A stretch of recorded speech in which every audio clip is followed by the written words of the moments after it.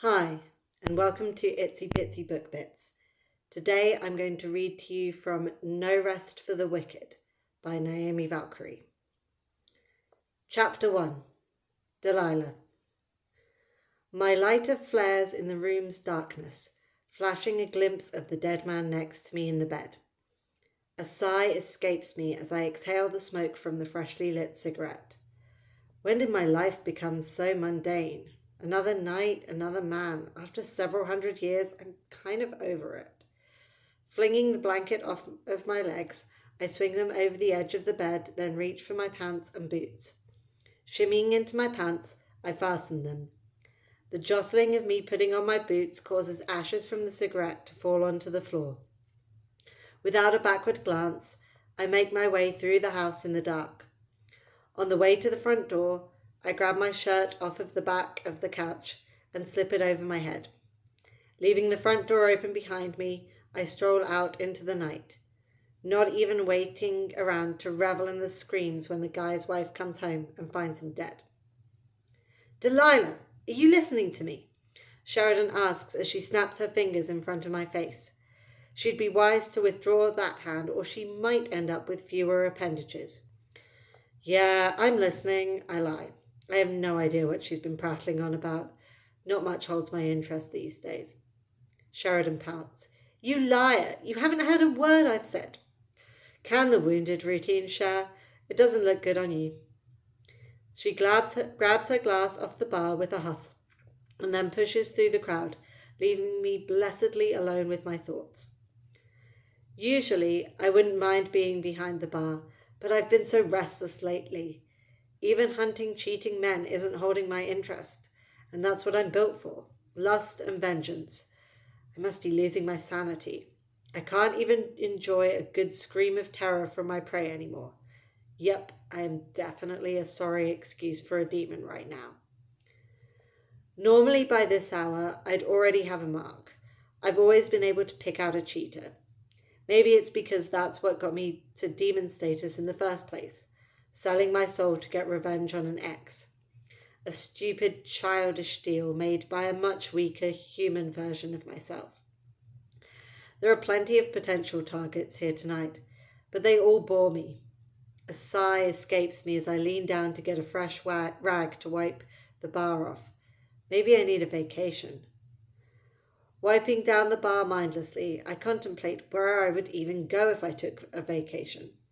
The mountains? The beach? Nothing sounds good, but I definitely need to break myself out of this rut.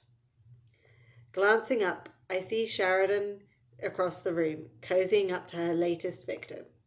She certainly hasn't lost her pizzazz. Mine fizzled out somewhere along the way, and I didn't even realize it. The man she's with looks ordinary. Nothing special about him at all. But no matter how mundane he looks, there must be something in him she's drawn to. Some weakness she's out to exploit.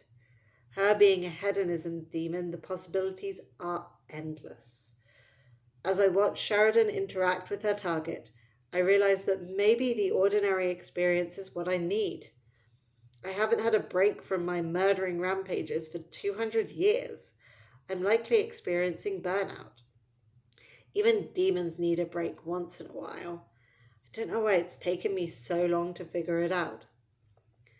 I finish out the night at the bar, leaving a note for Sheridan to take over while I'm gone.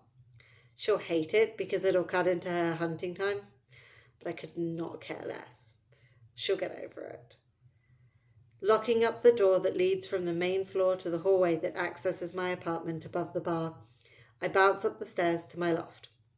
I'm going to take a break, get out of the city, and see where I can relax for a bit. For the first time in a long time, I feel happy. Or what passes for my version of it.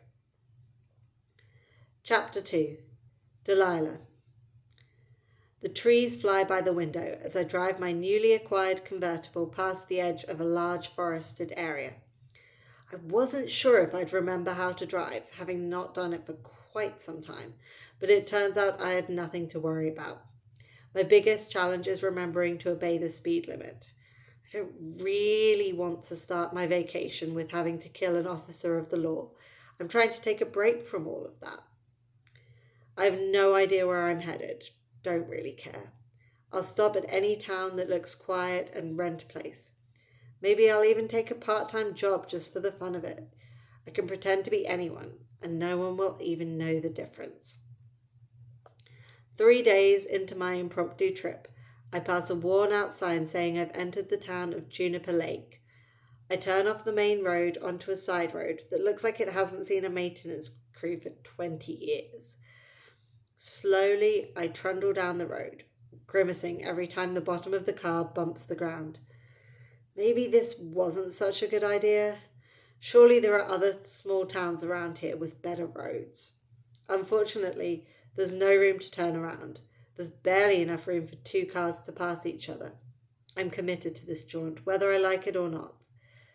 Slowing down even further, I creep along until the small centre of town comes into view. The heart of Juniper Lake is quaint. There are a few storefronts, post office, a tiny gas station, pretty much all the things you'd expect in a town that looks like time forgot about it. Pulling up in front of the antiquated gas pump, I turn off the car and head into the small convenience store. The older man at the register drops the newspaper when he sees me enter. For a second I panic, thinking I forgot to hide my horns. Quickly, I check my reflection in the glass. Long, dark brown hair in loose curls, brown eyes, pale skin, and no horns. The illusion around my horns is holding. Must just be me then. My presence draws attention, even when I don't mean for it to. To his credit, the man recovers fairly quickly. Don't get many visitors around these parts. What can I do for you? You lost? I smile my best human-like smile, hoping to put him at ease. Wouldn't do to scare the locals my first day here. I'm not lost. Just taking a break from life for a bit. Are there any places around here for rent?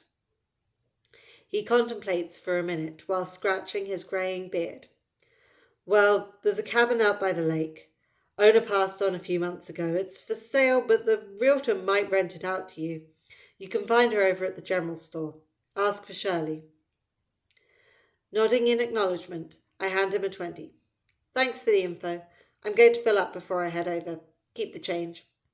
He takes the money, then goes back to his newspaper. As I pump gas into my car, I look around to locate the general store. It's fairly close, so I leave my car at the pump after it's full and walk over. It's not like there's a line of people waiting for gas. My combat boots thud heavily on the wooden walkway as I walk up to the general store entry. I probably could be more subtle. After all, I'm trying to lie low and blend in. Drawing too much attention will have the locals on my doorstep trying to satisfy their curiosity. I already draw enough attention just being me.